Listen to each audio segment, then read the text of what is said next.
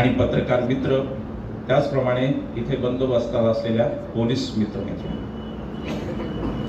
सभेला उशीर झाला त्याबद्दल मी पहिल्यांदा माफी मागतो. आम्ही पुण्याहून वेळेत निघालो होतो, पण मध्ये आम्हाला नोटीसवर काही विचार करावा लागला. काल आमच्यावर हल्ला झाला होता, तर पोलिसांनी आम्हालाच नोटीस दिली. एक अद्भुत पोलीस महाराष्ट्रात आहेत की ते आम्हालाच नोटीस देत आहेत. मार खाल्ल्याबद्दल नोटीस त्यांनी आम्हाला दिलेली आहे. आणि इथले पोलीस खूप चांगले आहेत सोलापूरचे. नाही तर प्रत्येक गावात आम्ही जातो तिथे आधी नोटीस आमच्यासाठी तयार असते की तुम्ही प्रक्षोभक बोलू नका. आम्ही बाबासाहेबांनी गांधीजींचं बोललो, ते जर प्रक्षोभक असतील तर आम्ही पण प्रक्षोभक आहे समजा. आणि गांधीजी प्रक्षोभक असतील असं तुम्हाला वाटत असेल तर मात्र काहीतरी तपासण्याची गरज आहे असं मला वाटतं. आजचा सगळा संयोजनाचा खर्च वाया जाईल की काय अशी परिस्थिती होती, कारण परवा संध्याकाळी अतिशय वाईट अशा प्रकारचा हल्ला आमच्यावर झाला. आम्हाला शाई वगैरेची सवय असते. आम्ही तर खरं त्या दिवशी शाई हल्ला होईल म्हणून रंगपंचमीला आपण घालून जातो तसे कपडे खराबच घालून गेलो होतो की त्याच्यावर शाई पडणार. पण शाई पडली नाही. त्या दिवशीचा जो झाला तो दहशतवादी हल्ल्यासारखा हल्ला झाला. 4 चौकांमध्ये कार्यकर्ते तयार होते. भाजपाचा शहराध्यक्ष सांगत होता पोलिसांना की पोलीस परवानगी जर दिली तर सभा उधळून लावू. पोलिसांनी अटक तर काय, त्या शहराध्यक्षाला नोटीस सुद्धा दिली नाही. सिन्नरमध्ये आमच्यावर जेव्हा हल्ला झाला, माझ्या समोरचा माईक काढून घेतला. तो भारतीय जनता पक्षाचा तालुकाध्यक्ष होता. त्याचं काहीही वाकडं झालं नाही आणि कोणाचं होणारही नाही. देवेंद्र फडणवीसांचा आशीर्वाद या सगळ्यांना आहे. आणि देवेंद्र फडणवीस सांगतात की तुम्ही करा काय. परवा कोणीतरी म्हणलं मालक सागर बंगल्यात बसलेला आहे. नारायण राणेंचा मुलगा म्हणला की मालक सागर बंगल्यात बसलेला आहे. याही केसमध्ये आम्हाला शंका आहे की मालक सागर बंगल्यात बसलाय का काय शंका आहे. अत्यंत क्रूर हल्ला होता, अत्यंत नीच हल्ला होता. ज्याच्यामध्ये प्रत्येक चौकात माणसं येत होती आणि काठीनी रॉडनी गाडीच्या काचा फोडत होती, गाडीवर शाई टाकत होती, गाडीवर अंडे फेकून पुढचं सगळं दिसणार नाही अशी काच केली आणि वरून रॉडनी मारत होते गाडीला. अक्षरशः प्रत्येक ठिकाणी हा नंगा नाच भारतीय जनता पक्षाच्या गुंडांचा हा आम्ही पाहिला. आणि त्याच्याबरोबर अजितदादांच्या पक्षाचा पण एक गुंड त्यात होता. त्यांची नावं आता FIR मध्ये आली आहेत. अजितदादांची संस्कृती एवढी बिघडेल भाजप बरोबर गेली की असं मला वाटलं नव्हतं, पण तेही झालेलं आहे. हल्ला होऊन जर आम्ही थांबू असं तुमचं गणित असेल तर ते तुम्ही विसरून जा. कितीही हल्ले झाले, भारतीय जनता पक्षाने किती हल्ले केले, निर्भय बनो मोहीम थांबणार नाही. 50च्या वर सभा झाल्या. लोकसभेपर्यंत सगळे मतदारसंघ करणार आणि विधानसभेला महाराष्ट्राच्या सगळ्या 288 मतदारसंघांमध्ये निर्भय बनो जाऊन पोहोचणार. आम्ही कोणत्याही राजकीय पक्षात नाही, आमचा कोणत्या पक्षाचा संबंध नाही आणि निर्भय बनो ही काही आमची घोषणा नाही. या देशाचे राष्ट्रपिता महात्मा गांधी यांनी चंपारण मधल्या शेतकऱ्यांना सांगितलं की जर जुलमी सत्तेविरुद्ध इंग्रजांच्या लढायचं असेल तर तुम्हाला निर्भय बनावं लागेल. तोच नारा आहे तो जयप्रकाश नारायण यांनी सुद्धा आणीबाणीत वापरला. हा आमचा नारा नाही, हे आमचं काम नाही, हा आमचा आवाका नाही. आम्ही काही कोणी पट्टीचे वक्ते नाही की लाख लाखाच्या सभा व्हाव्या, हजार हजाराच्या व्हाव्या. पण आता जी इथे जनता येते ती आमच्या वक्तृत्वासाठी येत नसून आम्ही मोदी शहांच्या विरोधात लढण्यासाठी सज्ज झालेलो आहोत हे सांगण्यासाठी येतो. नाही तर आम्ही सामान्य माणसं आहोत, आमची काय ते पहुंच नाही. पण ही माणसं येत आहेत आणि हे सांगतायत. आणि मी नक्की सांगतो की 2000 आता ह्या एवढ्या सभांचा मे पासून ही मोहीम चालू आहे. आम्ही महाराष्ट्रात सगळीकडे फिरतो. विदर्भ झाला, मराठवाडा झाला, असा कोणता प्रांत राहिला नाही की जिथे आम्ही गेलो नाही. पश्चिम महाराष्ट्र थोडा राहिला असेल. मी खात्रीने सांगतो की 2024 ची निवडणूक ही भारतीय जनता पक्ष विरुद्ध काँग्रेस, शिवसेना, राष्ट्रवादी अशी होणार नसून ती मोदी शहा विरुद्ध आम्ही भारतीय लोक अशी होणार आहे. आम्ही त्यांना हरवणार आहोत. तुमचं राजकीय काय अंडरस्टँडिंग असेल ते असू द्या, जागा वाटप तुमचं तुम्ही पहा. वंचितला मी आवाहन करतो, असेंनी केलं तसं की वंचित जर या आपल्या इंडिया आघाडीमध्ये आली तर 47% मतांचा एकूण समुदाय तयार होतो आणि यांची हार सहज होते. यांच्याकडे 36% मतं राहतात. मूळ उद्देश या निर्भय बनवचा हा स्पष्ट राजकीय उद्देश आहे. आम्ही कोणत्याही सामाजिक बुरखा घेतलेला नाही. आम्ही स्वतःला सामाजिक कार्यकर्ते पण म्हणत नाही. एक स्वच्छ राजकीय भूमिका आहे की हुकुमशाही असलेलं आणि संविधान आणि लोकशाही नाकारणारं हे सरकार मोदी शहांचं 2024 साली पुन्हा सत्तेत यायला नाही पाहिजे, ही ती राजकीय स्वच्छ भूमिका आहे. या भूमिकेत कोणताही वाद नाही. महाराष्ट्राने बरंच पाहिलं. काही लोक सुरतला गेले, तिथून गुवाहाटीला गेले, मग काय झाडे काय डोंगर सगळे लीला पाहिलं आपण त्यांची. पण या सगळ्यामध्ये महाराष्ट्र धर्म कुठे गेला हे कोणी विचारलं नाही. यशवंतराव चव्हाण साहेबांपासून शंकरराव चव्हाण साहेबांपर्यंत अगदी सगळ्या नेत्यांपर्यंत सुसंस्कृत असा महाराष्ट्र शिंदे साहेबांनी अनेक वर्ष राजकारण केलं महाराष्ट्रात, आणि ते सुसंस्कृत म्हणून नेते म्हणून ओळखले जातात. या सुसंस्कृत राजकारणाला बाहेरचे लोक 50 ठोके एकदम ओके म्हणायला लागले, तेव्हा मला एक महाराष्ट्रीयन माणूस म्हणून माझा महाराष्ट्र धर्म बुडवला यांनी, अशी माझी भावना आहे. आणि हा महाराष्ट्र धर्म फक्त राजकीय दृष्ट्या बुडवलेला नाही, हा महाराष्ट्र धर्म बदलवण्याचं बुडवण्याचं सांस्कृतिक कारस्थान पण यांचं तयार आहे. गेले काही दिवस जर तुम्ही पाहत असाल तर सतत उत्तर प्रदेशातून बुवा आणि बाबा या महाराष्ट्रात येत आहेत. का बरं? आमच्या वारकरी संप्रदायात मोठमोठे कीर्तनकार आहेत, थोडं लोक आहेत, ते का बोलवले जात नाहीत? उत्तरेतले कोणीतरी बागेश्वर धाम बाबा का बोलवले जात आहेत? संस्कृतीचं उत्तर प्रदेशीकरण का केलं जात आहे? आमची भीमरूपी का नको? हनुमान चालिसाच का पाहिजे? हनुमान चालिसाला आमचा विरोध नाही, पण भीमरूपी कुठे ठेवायची? हनुमान चालिसा म्हणतात. जे काही संस्कृतीचं आपल्या महाराष्ट्रातल्या, कारण ती संस्कृती RSS आणि भाजपला परवडत नाही. ज्ञानेश्वर महाराजांपासून तुकाराम महाराजांपर्यंतची जी आपली संत परंपरा आहे ती यांना परवडत नाही, म्हणून उत्तर प्रदेशाचे बाबा बुवा आणून इथलं राजकारण बदललं जातं, इथलं समाजकारण बदललं. हा एक मोठा डाव आहे. हा डाव अशासाठी आहे की आता जर त्यांना दक्षिण भेदायचं असेल तर त्याचा रस्ता महाराष्ट्रातून जातो, आणि हिंदी थोपवणं, महाराष्ट्रावर हिंदीतलं राजकारण थोपवणं, उत्तर प्रदेशचं राजकारण थोपवणं, याशिवाय त्यांना आता पुढे जाता येणार नाही. म्हणून हे सगळे बागेश्वर वगैरे येतात. एक राजकारण, ही महाराष्ट्राची जी परिस्थिती आहे, महाराष्ट्र धर्म काय ते समजून घ्या. आता आपल्या देशात इतिहासापासून 3 राज्य, लाल बाल पाल पासून ती संस्कृती आहे की पंजाब बंगाल ते दोन्ही यांच्या विरोधात येतात, आणि आता महाराष्ट्र एकदा का विरोधात गेला की यांची इथली सत्ता संपणार आहे, आणि म्हणून महाराष्ट्रावर हे सांस्कृतिक अतिक्रमण आता चालू आहे. इथल्या ज्या उदात्त परंपरा होत्या त्या यांना नको आहेत. अरे ज्ञानेश्वर महाराजांपासून तुकाराम महाराजांपर्यंत आमचा वारकरी संप्रदाय जो एक असा संप्रदाय आहे ज्यात महाराष्ट्रातल्या तर सगळ्या जातीचे संत आहेतच, पण जैतुंबी नावाची मुस्लिम संत सुद्धा आहे असा हा संप्रदाय. हा त्यांना का नको आहे हा माझा प्रश्न आहे. की महाराष्ट्र धर्म बुडवायचा का आहे? फक्त सत्तेचं नाही मी म्हणत. उत्तर प्रदेशचा मला द्वेष नाही. उत्तर प्रदेशने पंडित नेहरूंसारखे नेते दिले, गोविंद वल्लभ पंतांसारखे नेते दिले, ती भूमी आमचीच आहे, ती भारताचीच भूमी. पण उत्तर प्रदेशच्या राजकारणाचं जे भारतीय जनता पक्षाने स्वरूप बदललं, त्याच स्वरूपाचं राजकारण ते महाराष्ट्रात आणू इच्छित आहे. हे हिंदुत्ववादी हा पक्ष आहे, हा हिंदूंचं म्हणतो, पण हिंदूंच्या धर्मामध्ये संन्यासी जो असतो त्याला कुठलाही मोह ठेवायचा नसतो. एका संन्याशाला मुख्यमंत्री करून हे हिंदुत्व आपल्याला शिकवत आहे. हे ते आपल्याला हिंदुत्व शिकवत आहेत. रामाचं जय श्रीराम घोषणा, मी या सोलापूरमध्ये घटना घडली, मला फोन आला एक दिवस.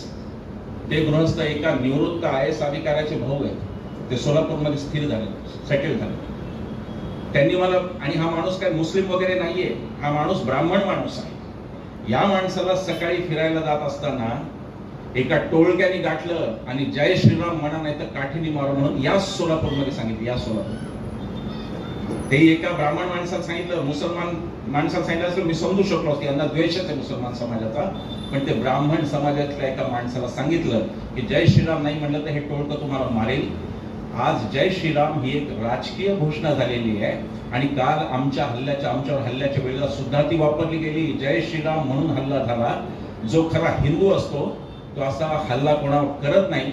विनोबांनी सांगितलं की हिंदू म्हणजे हिंसेला दूर ठेवणारा तो हिंदू, पण जय श्रीराम म्हणून आता हे गुंडगिरी भारतीय जनता पक्षाने काल पुण्यामध्ये केली. आमच्यावर हल्ला करण्याचा रेकॉर्ड उपलब्ध आहे, त्याचा व्हिडिओ रेकॉर्डिंग आहे, आणि त्याच्यात जय श्रीराम म्हणून हल्ला. अरे तुम्हाला राम कळलाच नाही, तुम्हाला राम कळला नाही, तो आम्हाला फार पूर्वी कळला. आमच्याकडे खेड्यापाड्यात शेकडो वर्षाची परंपरा आहे, लोक भेटले की राम राम म्हणतात. तुमचा राम आज का आला? हा राजकीय राम आहे तुमचा, हा तुमचा राजकीय राम आहे, ज्याचा वापर तुम्हाला सत्तेसाठी करायचा आहे. रामाचा व्यापार तुम्ही सुरू केलेला आहे, आणि त्या सत्तेसाठी तुम्हाला रामाचा वापर म्हणून हे तुम्ही करताय. आमची जी परंपरा आहे, उदात्त परंपरा, ज्ञानेश्वर महाराजांनी नगरेची रचावी, जलाशय वसवावी, मंदिरे बांधावी, आमच्या कोणत्या संतांनी नाही सांगितलं. कोणीही सांगावं मला की आमच्या कोणत्या संतांनी मंदिर वही बनाएंगे असा कोणी नारा दिला का हे आम्हाला कोणी सांगावं. जलाशय बसवावी, नगरीची रचना, पाणी लागतं माणसाला प्यायला, बेसिक गरज आहे, ज्ञानेश्वर महाराज ते सांगतात. पण ते सगळं तोडून टाकायचं, मोडून टाकायचं आणि आपल्या इथला महाराष्ट्र धर्म बुडवायचा, हे मोठं कारस्थान यांचं चालू आहे. त्याकडे बघण्याची गरज आहे. मी काही फार बोलणार नाही. संविधानातले 9 शब्द जेवढं मी बोलणार. आपल्या भारताचं सर्व संविधान वर्णन असं करतं या देशाचं की सार्वभौम आपण आहोत, त्यानंतर समाजवादी, त्यानंतर धर्मनिरपेक्ष, लोकशाही आणि गणराज्य, हे आपल्या 5 शब्दांमध्ये आपल्या देशाचं वर्णन करतं. त्याचबरोबर व्यक्तीच्या बाबत स्वातंत्र्य, समता, न्याय आणि बंधुता हे 4 तत्व ते सांगतात. या 9 गोष्टींमध्येच बोलून मी या 9ही गोष्टींचे धज्जे या केंद्र सरकारने कसे उडवले आणि बाबासाहेबांच्या संविधानातला एक एक शब्द यांनी कसा मोडून तोडून ठेवला तेवढं मी बोलणार आणि सांगणार. आपल्या देशाला सार्वभौम आपला देश आहे. ते सार्वभौमत्व हे सांगतात. यांची डिप्लोमसी असते. यांची डिप्लोमसी म्हणजे काय? परराष्ट्रातला माणूस आला की त्याला मिठी मारायची. भारताला वाटतं काय संबंध सुधारले, यांना मिठी मारण्याचा भयंकर शौक. जे येईल त्याला ते मिठी मार आणि त्याचा प्रचार करतात. परवा ती G20 परिषद झाली. आता खरं म्हणजे ती G20 म्हणजे फक्त हळदी कुंकू आहे. कधी आमच्या घरी, कधी तुमच्या घरी, यापेक्षा वेगळं तर शिंदे साहेबांना माहिती आहे काही नाही. या देश त्याच्याकडे येतो, कधी तो यजमान असतो, भिशी लावतात तसं एकमेकांच्या देशात जाऊन येतो, एवढ्याची काही नसतं. पण प्रचार असा केला की मोदीजींनी 20 देश खिशात टाकले असा प्रचार केला. आणि या देशात इंदिरा गांधींनी 100 राष्ट्रांची शिखर परिषद घेतली होती, पण तेव्हा एवढा प्रचार केला. 20 देशांचा प्रचार केवढा की जसं काही मोदीमय ते देश झाले आणि मोदी सगळ्याच देशांचे एकदाच पंतप्रधान एकच होतात की काय इथपर्यंत ती परिस्थिती आपल्याला सगळीकडे फुगा फुगवायचा. पण परिस्थिती तशी नाही. चीन आपला विरोधक होता, आता बहुतेक आसपासचे राष्ट्र आपले विरोधक आहेत, मालदीव सकट. नेपाळ आपला हक्काचा मित्र होता, तिथे आता चायनीज भाषा शिकवणं सरकारने सुरू केलं. ही आपली सार्वभौमत्वाची आताची स्थिती आहे. ते सार्वभौम देश म्हणून आपल्याला शेजारी नाही आणि त्या शेजाऱ्यांच्यावर जे सहकार्याचं वातावरण असं सार्क वगैरे झालं ते आज नाही. दुसरा शब्द येतो समाजवाद. या शब्दाचा त्यांना भयंकर राग. समाजवादाची सुटसुटीत व्याख्या राम मनोहर लोहिया यांनी केली की समाजवाद म्हणजे समता आणि न्याय, बस 2च शब्द. हे म्हणतात की तो शब्द नंतर घुसडला. इंदिरा गांधींनी यांचा आक्षेप आहे, धर्मनिरपेक्षता आणि समाजवाद शब्द नंतर घुसडला. म्हणजे जसं काय गावाच्या चावडीवर कुठल्या तरी घटनेची प्रत ठेवली होती, कोणीतरी घोंगडी घालून रात्रीच्या वेळी आला आणि पटकन घुसून गेला. अरे ते संसदेने ते बहुमताने पास केलेलं आहे, त्याला ते मानत नाही. ते म्हणतात की इंदिरा गांधींनी घुसवला. समजा ती घटना दुरुस्ती झाली नसते, समजा हे 2 शब्द घटनेत आले नसते, तरी घटनेचं बाबासाहेबांच्या मूळ स्वरूप काय हा तर प्रश्न, याच्यावर तर विचार करा. बाबासाहेबांच्या सरनाम्यात समता आणि न्याय दोन्ही आहे. ती समाजवादाचीच तत्व आहे, ती दुसऱ्या कोणाची तत्व नाही. ती ऑलरेडी समाजवादाची तत्व. धर्मनिरपेक्षता नव्हती म्हणणाऱ्यांनी कलम 25 ते 31 चा अभ्यास करावा. आणि हा देश बाबासाहेबांनी संविधान लिहिलं त्या दिवशीपासून बाय कॅरेक्टर धर्मनिरपेक्षच देश आहे हे लक्षात घ्यावं. भारतीय राज्यघटनेची खूबी अशी आहे, सुंदरता अशी आहे की भारतीय राज्यघटनेत एकाही धर्माचं अधिकृत म्हणून नाव लिहिलेलं नाही. कोणत्याही धर्माचं नाव लिहिलेलं नाही. भारतीय राज्यघटना व्यक्तीला धर्म स्वातंत्र्य देते, पण धर्माला रस्त्यावर मोकाट स्वातंत्र्य देत नाही. जेव्हा रस्त्यावरचा प्रश्न आहे तिथे ते राज्यघटनेचं राज्य असेल, तिथे आपल्या एक्झिक्युटिव्हचं म्हणजे सरकारचं राज्य असेल हे ती सांगतो. तो त्यांना शब्द नको वाटतो, तो शब्द त्यांना चावतो. कारण समाजवाद हा शब्द आला की अडाणी कसा असा प्रश्न येतो. अडाणींनी सर्व काही व्यापलंय. इथे अनेक जुने समाजवादी साथी मला वाटतं मास्तर आले नाही, नरसय्या अडम मास्तर आले नाही. समाजवादी कम्युनिस्ट सगळे जुने लोक जागतिकीकरणाविरुद्ध 91 लढले, खाजगीकरण उदारीकरण लढले. पण ती लढाई फार सोपी होती कारण तिथे एक लोकशाही मानणारं सरकार बसलं होतं. आज अर्थव्यवस्थेचं जागतिकीकरण उदारीकरण नाही, आज अर्थव्यवस्थेचं अदानीकरण झालंय आणि त्याला कसं रोखायचं हा तुमच्या माझ्या पुढचा प्रश्न आहे. बंदर असोत की एअरपोर्ट, सगळीकडे अदानीचा 50% आसपास कब्जा झाला. स्वतंत्र रेल्वे रूळ सुद्धा अदानीचे या देशात झाले. आणि 24ला जर मोदी निवडून आले तर हे अदानी राष्ट्र झाल्याशिवाय राहणार नाही. हा धोका सांगण्यासाठी आम्ही इथं आलो की 2024ची निवडणूक महत्वाची आहे आणि हे जर अदानी राष्ट्र होऊ द्यायचं नसेल तर तुम्हाला मला लढवायचं. समाजवाद का नको यांना? कारण समाजवाद सगळ्यांची काळजी घेतो, यांना मुठभरांची काळजी घ्यायची आहे. एक फक्त विषय कर्जमाफीचा. संसदेमध्ये आपल्या महाराष्ट्राचे गृह अर्थ राज्यमंत्री आहेत कराड म्हणून, भागवत कराड म्हणून, त्यांनी संसदेत असं सांगितलं की 14 लाख कोटीची करमाफी कॉर्पोरेट कंपन्यांना दिली. कॉर्पोरेट कंपन्यांची कोण आहेत, यांचे हितसंबंध काय ते प्रश्न आता विचारू नका, पण 14 लाख करोडची माफी ही कॉर्पोरेट कंपन्यांना दिली असं भागवत कराडांनी सांगितलं. त्याच्यावर एक आरटीआय ऍक्टिव्हिस्ट गुजरातचा गेला आरबीआय कडे. गुजरातमध्ये खूप खरं बोलणारे आरटीआय ऍक्टिव्हिस्ट, तो गेला आरटीआय मध्ये आणि रिझर्व्ह बँकेने त्याला सांगितलं की 25 लाख कोटीची माफी दिली. 9 लाख कोटीचा गफला संसद ते रिझर्व्ह बँक एवढ्यामध्ये झाला. 25 लाख कोटीची माफी सांगते रिझर्व्ह बँक, सरकार संसदेत सांगते 14 लाख कोटी. कोण खरं हे समजायला मार्ग नाही, कारण इथं काय खरं कळतच नाही. खरी आकडेवारी कधीही बाहेर येत नाही. त्या दारिद्र्यरेषेखालचं सांगतात ते की सगळी दारिद्र्यरेषा आता कसं मुक्त केलं आम्ही, आणि दुसरीकडे त्यांचीच जाहिरात असते की 80 कोटी दारिद्र्यरेषेखालील लोकांना आम्ही मोफत धान्य देतो. अरे खरं काय तुमचं? एकच सरकार दोन्ही जाहिराती एकाच पेपरला एकाच दिवशी करतो, त्यामुळे खरं तर काय कळत नाही. पण ते 25 लाख कोटी असोत का 14 लाख कोटी, एक दुःखद गोष्ट जी भागवत कराडांनी सांगितली, जिचं आपल्या सगळ्यांना दुःख व्हायला पाहिजे. त्यांनी असं सांगितलं की शेतकऱ्यांना मात्र मागच्या 5 वर्षात एकही रुपया कर्जमाफी दिलेली नाही. शेतकऱ्यांच्या आत्महत्या यांना प्रश्न वाटत नाही. मागच्या वर्षात एकट्या बीड जिल्ह्यात, तुमच्या शेजारचा बीड जिल्हा, मागच्या एका वर्षात एकट्या बीड जिल्ह्यामध्ये 257 शेतकऱ्यांनी आत्महत्या करून आयुष्य संपवलंय. विधिमंडळाचं प्रणितीताई अधिवेशन तुमचं चालू होतं नागपूरला, हिवाळी अधिवेशन.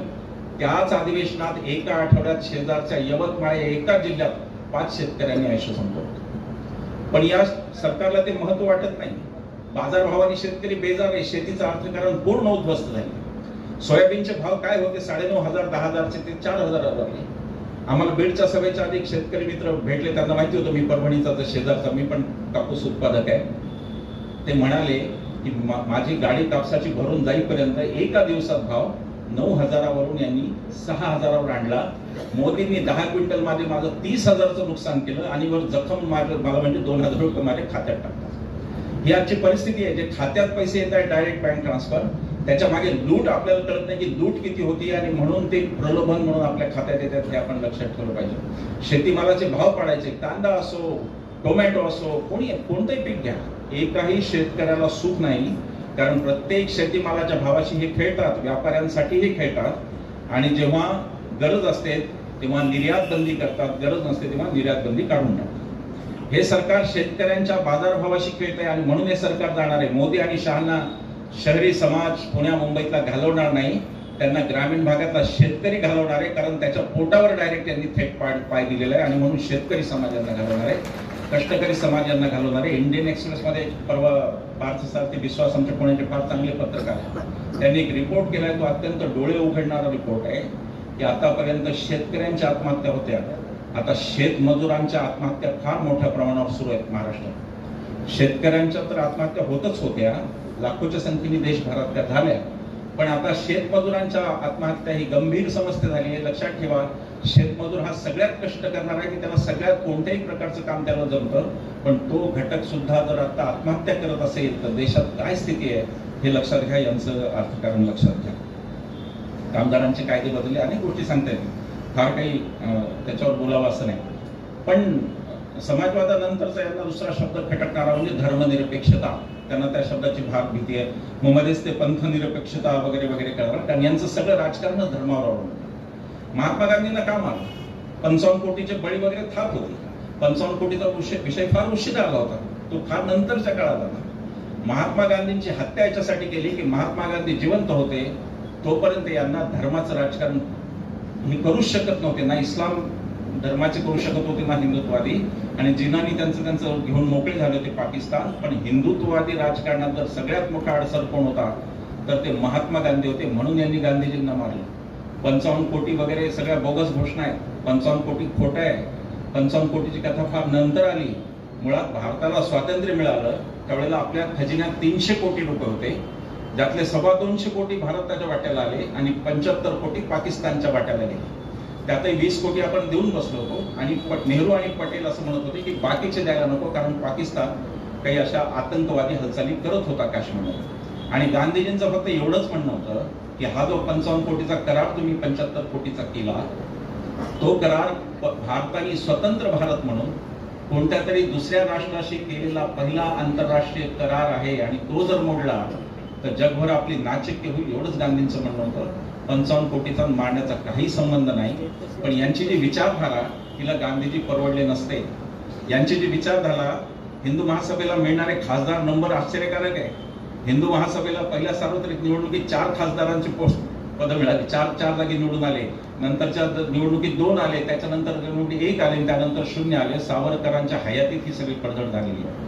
महात्मा गांधींना मारल्याशिवाय ते पुढचं राजकारण होणार नव्हतं आणि म्हणून महात्मा गांधीचा खून झाला हे आपण लक्षात ठेवलं पाहिजे. पण आज दिवस इतके वाईट आहे की आम्हाला ते लोक राष्ट्रवाद शिकवत आहेत ज्यांनी राष्ट्रपित्याची हत्या केली, ज्यांनी राष्ट्रगीताला विरोध केला आणि ज्यांनी राष्ट्रध्वज सुद्धा नाकारला. राष्ट्रध्वजाचा ज्या दिवशी आपला 15 ऑगस्टला देश स्वतंत्र झाला, 14 ऑगस्ट रोजी यांच्या ऑर्गनायझर नावाचं यांचं मुखपत्र आहे, त्याच्यामध्ये 14 ऑगस्टला लेख लिहून आला की आम्हाला तिरंगा मान्य नाही, कारण 3 रंग हे हिंदू धर्मात अशुभ समजले जातात आणि म्हणून आम्हाला तिरंगा मान्य नाही. हा लेख आहे.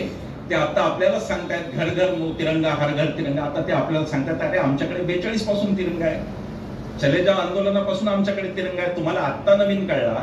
यांच्या मुख्यालयावर, RSSच्या मुख्यालयावर स्वातंत्र्यानंतर 55 वर्षापर्यंत यांनी तिरंगा फडकवला नव्हता. 2002ला काही लोकांनी आंदोलन केलं आणि तिथं जाऊन तिरंगा फडकवला, त्यानंतर त्यांना तो फडकावा लागला. हे आम्हाला सांगतात की हर घर तिरंगा, घर घर तिरंगा, हे आता आम्हाला सांगतात. तीच गोष्ट राष्ट्रध्वजाची पण आहे आणि तीच गोष्ट राष्ट्रगीताची पण आहे. ते म्हणाले त्यांच्या शाखेमध्ये ते वंदे मातरम म्हणतात. आता ते काय शेवटी शाखेवरच आहे, त्यांना काही ते माहिती असतं, फक्त अफवाच माहिती असतात, तिथं ज्ञान काही नसतं. तर त्यांना हे पण ज्ञान नाही की वंदे मातरम हे काँग्रेसचंच गाणं आहे, काँग्रेसच्या प्रत्येक अधिवेशनात स्वातंत्र्य काळात ते म्हणलं जायचं, हे पण त्यांना माहित नाही. तर माहित नाही ते बरं आहे, निदान ते तरी चांगलं एक गाणं म्हणताय तर म्हणू द्या. ही जी काही देशभक्ती आता नवीन, असे मी त्याचा उल्लेख केला, नवदेशभक्ती, आम्ही सूत्रधार आणि आता नाही तर जा पाकिस्तानचा तो व्हिसा आमचा कित्येक वेळा काढला दोघांचा, 100 वेळा आम्हाला फेसबुकवर म्हणला की जा पाकिस्तान. आम्ही असे म्हणलं ते खरं आहे. काँग्रेस आणि राष्ट्रवादीवर आम्ही कमी टीका केली नाही. तुम्ही निखिल वागळेंचा आजचा सवाल पाहत होता 2011 ते 14, तुम्ही ते पाहिले नाही. आम्ही तेव्हाही टीका केली, पण या पक्षांना लोकशाही कळत होती आणि म्हणून यांचा कोणी प्रवक्ता आम्हाला मग जा पाकिस्तानात असं म्हणला नाही. हा तो फरक आहे. लोकशाही कळणारा पक्ष आणि लोकशाही न कळणारा पक्ष यात जर का कोणता फरक आहे तर तो हा फरक आहे. राम मंदिराचं भरपूर मोठं सगळं सेलिब्रेशन आणि सोहळे आपण पाहिले. आमचा राम हा तुमच्या रामासारखा नाही असे मी सांगितलं. आमचा राम बायकोसह येतो, त्याला बायकोची ॲलर्जी नाही. तो असा धनुष्यबाण ताणलेला उग्र नाही. आमचा सुहास्यवदनी राम आहे आणि आमचा राम हा गांधीजींचा हे राम मधला राम आहे, ज्याला तुम्ही मारला. नथुराम गोडसे हा चांगला हिंदू नव्हता, तो वाईट हिंदू होता. त्याचं कारण त्यांनी प्रार्थनेला जाणाऱ्या, रामनाम घ्यायला जाणाऱ्या एका हिंदूला मारलं. तो जर चांगला हिंदू असता तर कदाचित प्रार्थनेनंतर गांधीजींना मारलं असतं. पण जे गांधीजी रामनाम घ्यायला चालले होते त्यांना नथुरामनी मारून हे सिद्ध केलं की हा चांगला हिंदू नव्हता, देवाचं नाव घेणार असतो. आणि ह्या हिंदुत्वाद्यांचं अजून एक वैशिष्ट्य आहे, महात्मा गांधींपासून ते दाभोलकर पानसरेंपर्यंत हे हिंदूंनाच मारतात. हे अजब दहशतवादी आहेत. म्हणजे काही मुस्लिम दहशतवादी आहेत की ते हिंदूंना मारतात, आता हे उलटे, हे हिंदू पुन्हा हिंदूंनाच मारतात. महात्मा गांधींचा खून केला, नथुरामची गोळी बॅरिस्टर जिनांसाठी नव्हती ज्यांनी या देशाची फाळणी केली, त्यांच्यासाठी त्याची गोळी नव्हती, त्याची गोळी महात्मा गांधींसाठी लागली. हे सत्तेचं कारण आहे, हे सत्ता कारण आहे, ह्याच्या मागे काही धर्मकारण नाही. पण धर्मकारणाला सत्ताकारण असं चिटकून द्यायचं की लोकांना धर्मकारणात हेच सत्ताकारण आहे असं वाटलं पाहिजे आणि त्यांनी धर्माच्या मागे गेलं पाहिजे.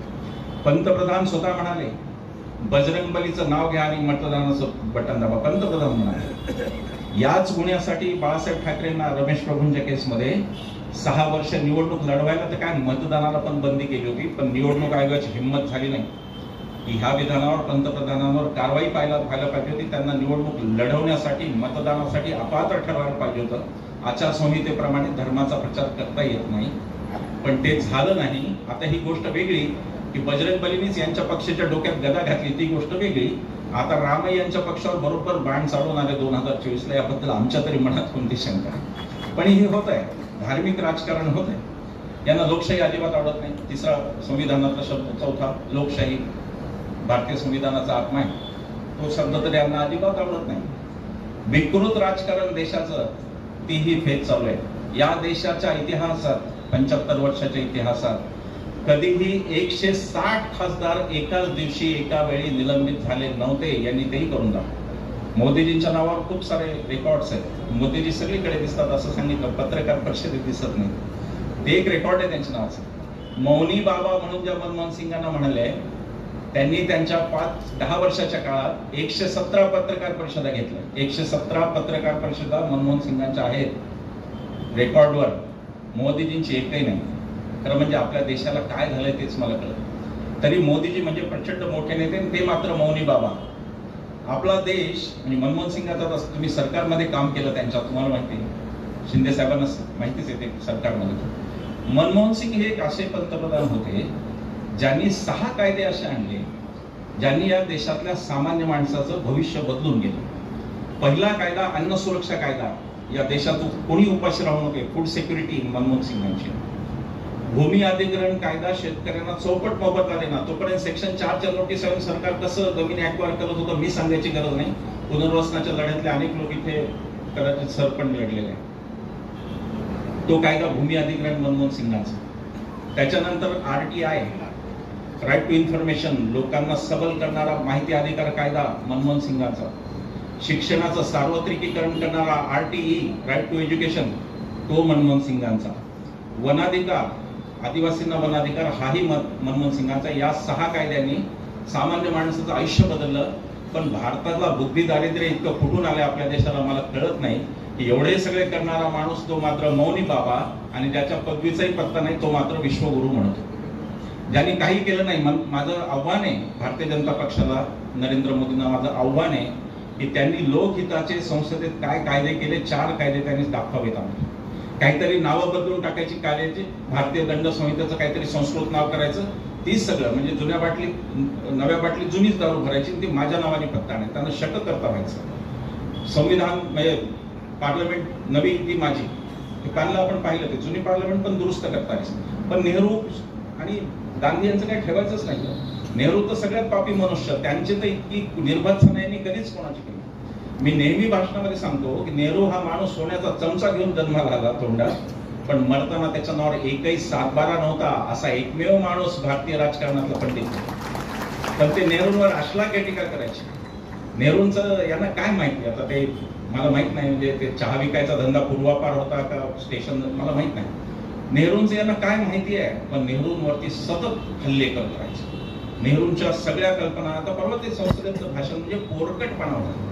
पंतप्रधान पदाची व्यक्ती इतकं पोरकट भाषण करू शकते. कोणीतरी त्याच्यावर मीम पण तयार केलं की भारताचे पहिले पंतप्रधान इतके वाईट होते की ते आताच्या 16व्या पंतप्रधानावर सुद्धा काम करू देत नाहीत, इतके ते वाईट होते असं कोणीतरी. नेहरूंवरती हल्ले करायचे. अरे नेहरूंच्या वडील लंडनच्या प्रिव्ही काउन्सिलमध्ये म्हणजे तिथल्या सगळ्यात मोठ्या कोर्टात प्रॅक्टिस करत होते.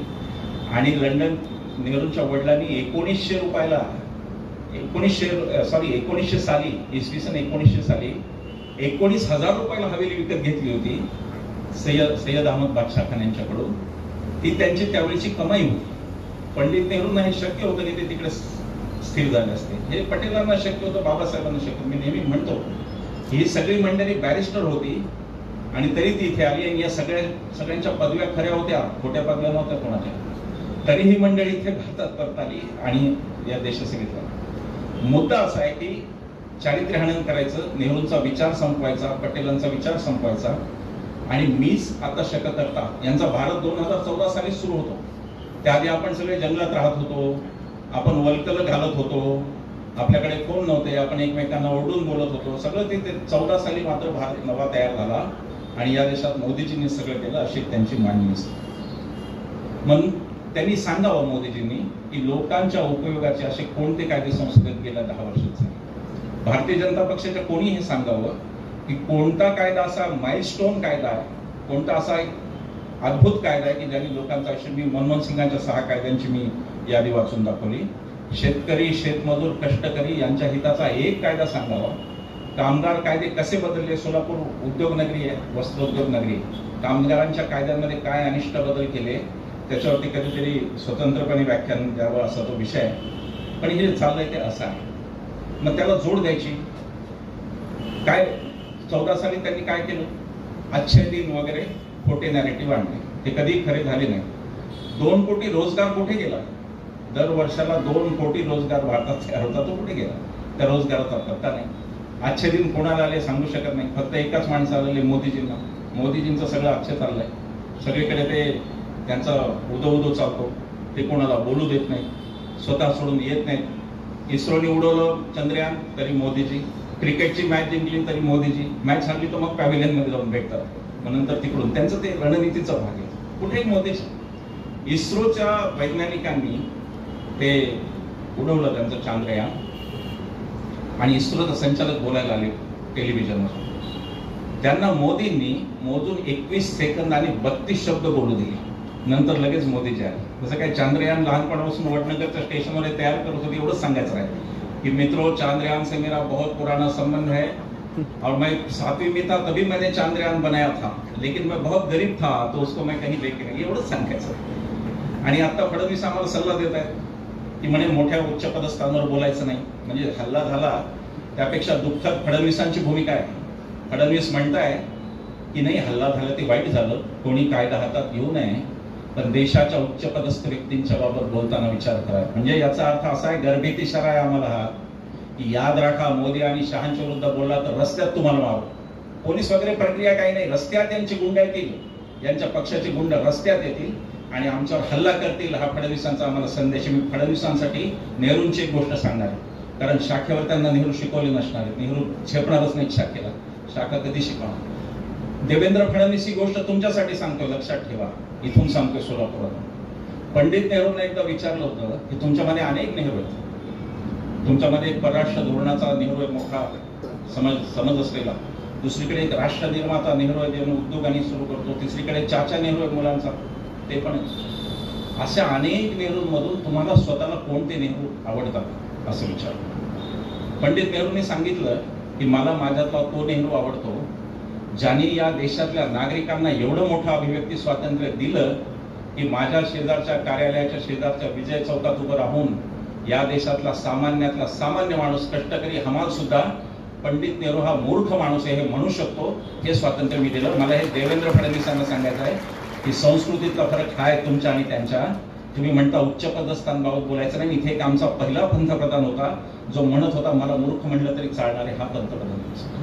तुम्ही काय करताय, तुम्ही कोणाच्या नेत्यांसारखीच तुमची पण आता वाटचाल सुरू आहे. महाराष्ट्रात तेच सुरू जे दिल्लीत, तिथे एकच नेता, इथेही एकच नेता, अशी वाटचाल सुरू आहे. भारतीय जनता पक्षाला लोकशाही करण्याची सुतराम शक्यता मला दिसत नाही. गेल्या 10 वर्षात त्यांना लोकशाही कळली असं एकही उदाहरण नाही. आणि म्हणून आता लोकशाही जर पाहिजे असेल तर यांना घालवणे हा आपल्या पुढचा सगळ्यात शेवटचा पर्याय. या देशाची लोकशाही, या देशाचं संविधान वाचावं असं जर वाटत असेल तर कृपा करून यांना घालवा, एवढं सांगण्यासाठी आम्ही ही सगळी सभा ठेवतो. अनेक गोष्टी बोलायच्यात. लोकशाही संस्था म्हणजे काय, लोकशाही यांना कळत नाही. ईडीचं काय झालं, शिंदे साहेब आपण एक गृहमंत्री होता, ईडी आपल्या हाताखाली असली पाहिजे त्यावेळेला, पण त्यावेळेला ईडी कोणाला माहिती नव्हतं किंवा दुसऱ्या खात्याखाली असेल. त्या ईडीचा गौरव असतो, सॉरी प्राईम मिनिस्टरकडे, तेव्हा पंतप्रधानांच्याकडे. तेव्हा जर ईडी असती आणि राबवणारे जर गृहमंत्री त्या दर्जाचे असते तर काँग्रेस 200 वर्ष सत्तेतूनच गेली नसती. ती सत्तेतून गेली कारण ईडी तुमच्याकडे. ईडीचा प्रचंड उपद्व्याप चालू आहे महाराष्ट्रात. असे मी थोडक्यात केस सांगितली. त्या केसमध्ये थोडं एक करेक्शन आहे ते मी सांगणार. देशमुखांची केस अशी, अनिल देशमुखांची, की 100 कोटीचा दावा लावून 8 टाकलं, 1 वर्ष अंडा सेलमध्ये ठेवलं अत्यंत क्रूरपणे. आणि कोर्टात सांगितलं 1.71 कोटीचा आता आहे. कोर्टाने विचारलं 100 कोटी ही फॅन्सी फिगर आहे, तुम्ही सांगा खरा आकडा काय आहे. हे म्हणले 1.71 कोटी. मग हायकोर्टने विचारलं या 1.71 कोटीचा एखादा पुरावा तुमच्याकडे आहे का. ते म्हणले आमच्याकडे पुरावा नाही, हिअर से म्हणजे सांगोवांगी केलेला आम्ही आरोप आहे. ही अवस्था आहे ईडीची. ईडीचा कन्व्हिक्शन रेट 0.5%. म्हणजे जर 200 माणसांना ईडीने चौकशी केली त्यातल्या एकाच माणसाला शिक्षा होऊ शकते. म्हणजे बाकीच्या 199 हे राजकीय अटकी असतात ज्या मोदी शहांच्या सोयीसाठी चाललेल्या. तीच कथा संजय राऊतांची आहे. संजय राऊतांनी भावाकडून पैसे घेतले 50 लाख उसने, भावाकडून घेतलेले पैसे मनी लॉन्ड्रिंग मध्ये कसे आले असं कोर्टाने विचारलं. त्याच्यावरती त्यांनी केलं ते त्यांच्या तिन्ही अफिडेव्हिट जे राज्यसभेचे त्यांनी दिले त्या तिन्ही 50 लाखाचा उल्लेख आणि त्या तिन्ही अफिडेव्हिट मध्ये ते डिक्लेअर केलेलं आहे की हे पैसे भावाकडून आले. यांनी त्या 50 लाखाला मनी लॉन्ड्रिंग ठरवून अटक केली. संजय राऊतांच्या केसमध्ये हायकोर्टने विचारलं की अटक का केली याचं कोणतंच कारण सरकारकडे नाही. हे सगळ्यांना ईडी लावतायत आणि ईडी लावून बंदिस्त करतात. आणि हे निर्भय बनवची भूमिका हीच होती की हे राजकीय व्यवस्थेला ईडी लावत असतील तर ज्यांना ईडीच लागू शकत नाही अशा आपण लोकांनी आता बोलायला पाहिजे, ही आमची भूमिका होती. आणि त्यासाठी आमच्या समोर आम्ही ईडीच्या विरुद्ध आंदोलन घोषित केलं होतं 9 ऑगस्टला. आणि आम्ही म्हणणार होतो ईडी आप भी निर्भय बनो, सबके ऊपर कारवाई करो, हे आम्ही म्हणणार होतो. पण आम्हाला पोलिसांनी परवानगी नाकारली. ईडी ही अशी गोष्ट आहे त्याचा आता एन्फोर्समेंट डायरेक्टरेट नाही राहिलं. हे भारतीय जनता पक्षाचं इलेक्शन डिपार्टमेंट झालेलं आहे. यांची बुद्धी इतकी खचलेली आहे की तामिळनाडूमध्ये ईडीनी भारतीय जनता पक्षाच्या नेत्याचं एका शेतकऱ्याचं भांडण झालं म्हणून तामिळनाडूत ईडीने त्या शेतकऱ्याच्या घरी धाड टाकली. त्या शेतकऱ्याच्या बँक अकाउंटमध्ये 450 रुपये होते, त्याच्याकडे धाड टाकली. पश्चिम बंगालमध्ये ईडीला खेड्यातून मारून पिटाळलं लोकांनी. मी मारण्याचं समर्थन करत नाही, मी गांधींचा जे विचार मांडणारा माणूस, मी मारण्याचं समर्थन करत नाही. यंत्रणेला मारू नये, शासकीय यंत्रणा आपल्या आहेत, त्यांच्यावर हात उचलू नये. पण ईडीने स्वतः समजून घ्यावं की या देशात त्यांची काय प्रतिमा तयार झाली आणि पगार आमचा घेता आणि नोकरी मात्र मोदी शहांची करता, हे आता जनतेला लक्षात आलं. ईडीचं उच्च पदस्थ लोकांबद्दल फडणवीस म्हणाले, मी फडणवीसांना हेही सांगणार ईडीच्या निमित्ताने की उच्च पदस्थ म्हणजे पंतप्रधान सुद्धा आमच्या करातून दिलेला पगार घेतात आणि म्हणून ते लोकसेवक असतात. पंतप्रधानांनी स्वतःच म्हणलं होतं मी लोकसेवक. तेव्हा फडणवीसांचे ते मालक असतील, फडणवीसांनी त्यांची चाकरी करावी. 140 कोटी लोकांचे मात्र ते लोकसेवक आहेत, हे फडणवीसांनी नीट लक्षात घ्या की ते लोकसेवक आहेत, ते लोकमालक नाही आहेत, हे नीट लक्षात घ्या. ईडीचा एकीकडे निवडणूक आयोगाचं काय चाललं ते आपण पाहतो. ही गोष्ट तिथे थांबलेली नाही, देशाच्या सर्वोच्च न्यायालयापर्यंत ही गोष्ट आलेली आहे. न्यायव्यवस्था निष्पक्ष वगैरे लोकशाहीत पाहिजे, पहिली अट आहे लोकशाहीची. न्याय व्यवस्था निष्पक्ष स्वतंत्र पाहिजे. ती स्वतंत्र राहिली का हा मुद्दा आहे. एक जज होते रंजन गोगोई नावाचे, चीफ जस्टिस ऑफ इंडिया. लैंगिक शोषणाचा त्यांच्यावर आरोप होता. त्यांनीच पॅनल ठरवलं की काय निर्णय होणार. स्वतः ज्याच्यावर आरोप आहे तोच न्यायाधीश झाला. तेच अरुण मिश्रांच्या बाबतीत झालं. त्यांच्यावर करप्शनचे चार्जेस होते, त्यांनीच नेमणूक केलेल्या खंडपीठाकडे गेले. आणि त्यानंतर रंजन गोगोई भाजपचे खासदार झाले, भाजपचे राज्यसभेवर ते खासदार झाले. त्यांच्यावर लैंगिक शोषणाचे आरोप होते. हा पक्ष असा गोमूत्र शिंपडणारा पक्ष आहे. तर लोकांना भाजप नावाचं गोमूत्र टाकून शुद्ध करता. नाहीतर तुम्ही आज आरोप करता अजितदादांवर की 70,000 करोड का गफला हुआ आणि 3 दिवसांनी अजितदादा उपमुख्यमंत्री पदाची शपथ घेतात. तुमची भूमिका काय भ्रष्टाचाराबाबत, मोदीजींची भूमिका काय? मगाशी उल्लेख केला, न खाऊंगा न खाणे दूंगा, ती वरवर सांगितलेली घोषणा होती. आणखी एक मोठी घोषणा ती मनातल्या मनात केली होती, न खाऊंगा न खाणे दूंगा, खाने वाले हरप को भाजपा में लाऊंगा, अशी ती घोषणा होती. सगळे भ्रष्ट यांच्या पक्षात आहेत. यांची माणसं रोज सकाळी भिंग घेऊन फिरतात, कोणी भ्रष्ट बाहेर तर राहिला नाही असं घेऊन फिरतात. ही यांची अवस्था. आणि हे देशाला तत्वज्ञान शिकवणार की मोदीजी कसे, लोक म्हणतात मोदीजींना काय करायचंय, त्यांना काय संसार आहे का, नसेल बाबा मला माहित नाही. पण व्हॉट्सअपवर एक काहीतरी जोक आला होता. मी तसं काय थोडासा माणूस नाही आणि मी काय व्हॉट्सअपची जोक तयार करत नाही. बाहेरून एक आला होता की म्हणे मोदीजींना जसं संसार नाही म्हणून काही खात नाही असं जे म्हणलं जातं त्याच्यात काही लॉजिक नाही. त्या माणसाचं म्हणणं असं होतं की गब्बर सिंगला तरी शोलेमधल्या कुठे संसार होता, पण तो करतच होता. त्यांचं म्हणणं होतं गब्बर सिंगचं पण लग्न झालेलं नव्हतं असं त्यांचं. हे जे काही चाललेलं आहे की भ्रष्टाचाराच्या मुद्द्यावर एवढाच की तुम्ही दुसऱ्या पक्षात असता तोपर्यंत भ्रष्ट, आणि एकदा का तुम्ही आमच्याकडे आले की तुम्ही पवित्र होता, चौकशा थांबतात. भुजबळांच्या का राणेंच्या केसमध्ये मला आठवत नाही, त्यांचे वकील असं म्हणाले कोर्टात उभं राहिल्यावर ईडीचे की मला ही केसच आठवत नाही असं म्हणाले. दुसऱ्या एका केसमध्ये ते म्हणाले फाईलच हरवली आमच्याकडून. तर हे जे चाललंय हे सगळ्या देशाला कळतं. तुमचं काय चाललंय आणि कसं चालतंय हे या देशाला कळतं. या देशात लोकशाही आहे म्हणणाऱ्यांनी बिल्किस बानो प्रकरण पाहू. बिल्किस बानोवर 11 जणांनी रेप केला गुजरात दंगलीमध्ये. 11 जणांनी, काही तिचा दोष नव्हता. ती काही कोणत्या मुस्लिम दहशतवादी संघटनेची सभासद नव्हती. ती एक सर्वसामान्य नागरिक, महिला नागरिक होती. तिच्यावर 11 जणांनी बलात्कार केला. बिल्किस बानोने असं म्हणलं की ही केस गुजरातमध्ये चालू नये कारण माझा गुजरात हायकोर्टवर विश्वास नाही, आणि म्हणून ती हायकोर्ट मुंबईला, आपल्या मुंबईच्या हायकोर्टाने ती केस चालवली. त्या केसमध्ये त्यांना शिक्षा झाली.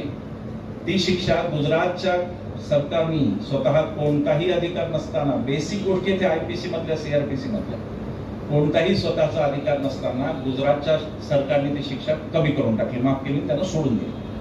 त्यांना सोडल्यावर प्रकरण सुप्रीम कोर्टमध्ये गेलं आणि सुप्रीम कोर्टने सांगितलं की हा अधिकार महाराष्ट्र सरकारचा आहे, कारण महाराष्ट्र राज्याच्या न्यायालयात झालेली ही शिक्षा आहे. म्हणजे आपण कोणती शिक्षा करतो हे यांना माहित नाही, एवढे हे वेडे नाहीत. यांना हे सुप्रीम कोर्टला दाखवायचं होतं की आम्ही करू तो कायदा आहे, आम्ही कोणालाही सोडू. आणि सगळ्यात वाईट गोष्ट, ज्याचा प्रत्येकाला हिंदू म्हणून, जर आपण शिवछत्रपतींचे महाराष्ट्रातले हिंदू आहोत, जे की अशीच आमूची आई असती, आपण ऐकलेलं आहे, कल्याणच्या सुभेदाराच्या सुनेला परत पाठवणार आहे. तर त्या शिवछत्रपतींच्या महाराष्ट्रातले जर आपण हिंदू असू तर आपल्याला या गोष्टीची शरम वाटली पाहिजे की बिल्किस बानोचे बलात्कारी जेव्हा कोर्टाच्या बाहेर आले तेव्हा तथाकथित हिंदुत्ववाद्यांनी त्यांचा सत्कार केला. ते भारतीय जनता पक्षाच्या पिलाबळीतले हिंदुत्ववादी जे संघटना होत्या त्यांनी यांचा सत्कार केला. ही या देशातल्या लोकशाहीची अवस्था आहे. स्त्रियांच्या बाबतीत हे वाईट आहेत, सगळ्यात स्त्रियांच्या बाबतीत हे अतिशय वाईट आहेत. हे स्त्रियांना संसदेच्या उद्घाटनालाही बोलवत नाही, तर राम मंदिराच्या उद्घाटनालाही बोलवत नाही. स्त्रियांमध्ये मणिपूरचे सांगितलं की 2 नग्न महिला बहिणी त्या रस्त्यावरून धावत होत्या, बलात्काराचा हजारोचा समूह त्यांच्या मागे बलात्काराला येत होता. त्याच्यावर ते ट्विट करायला पंतप्रधानांना, गृहमंत्र्यांना वेळ मिळाला नाही. अनेक कथा महिलांच्या सांगता येतील, त्या कबड्डीपटूंची पण कथा नाही. यांना महिलांच्या हे विरोधी सरकार हे महिलांनी लक्षात घ्यावं या देशातल्या. आम्ही विचारतो यांना की द्रौपदी मुर्मू यांना तुम्ही राम मंदिराच्या उद्घाटनाला का बोलवलं नाही, हा आमचा सवाल आहे.